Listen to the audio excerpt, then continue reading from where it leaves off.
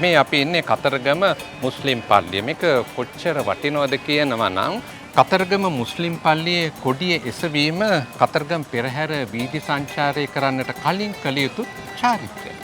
දලුපති මහත්මයා මේ කොඩිය එසවීමේ චාරිත්‍රය කියන්නේ මොකද්ද? ඇත්තෙන්ම තිනාශ් මුස්ලිම් පල්ලියේ කොඩිය එසවීම කතරගම පෙරහැර හා බැඳුණු දුරාතීත චාරිත්‍රයක්. පළමුවෙනි දිනේ තියෙනවානේ පෙරහැර වීදි සරණ.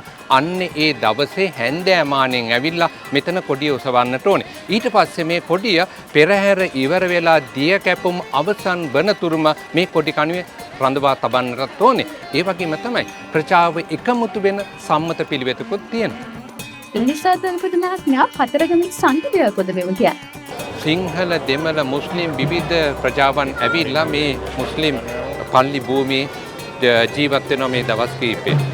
එතකොට මේ ආගම් ભેදයක් නැහැ, ජාති කුල කිසිදු ભેදයක් නැහැ. එකම සංහිඳියාවක පිම්බිමක් බවට පත් වෙනවා. අර ප්‍රජාවන් අතර තියෙන මිත්‍රත්වය ගොඩනගා ගන්නවා. සියලු දෙනාගේ අරමුණ වෙන්නේ කතරගම දේව ඇදහිල්ල දෙවියන් විශ්වාස කිරීම. ඉතින් දෙවියන් විශ්වාස කරනකොට ජාතියක්, කුලයක්, ආගමක් විවිධ වුණත් ප්‍රජාවක් විදියට එකම විමක එකම සහෝදර සහභාගීත්වයකින් වැඩ කරනවා නම් කොච්චර වටිනවද? ඔබ හිතන්න මේ ප්‍රජාවට අර දැන් පාද යාත්‍රාවේ ඇවිල්ලා මහන්සි.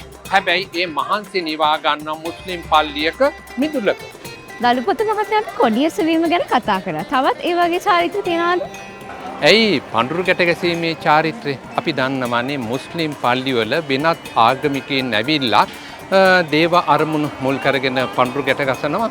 තාම දුලබ අවස්ථාවන් මෙන්න විශේෂිත අවස්ථාවක්. ඒකත් එක්ක තමයි මානව ප්‍රජාවක් විදියට ආගමික ભેද අතහැරලා එක අරමුණකට ගොනු වෙන එක තමයි සංහිඳියාව කියන්නේ. ඉතින් කතරගම කියන්නේ සංහිඳියාවේ සංස්කෘතික මහිමය.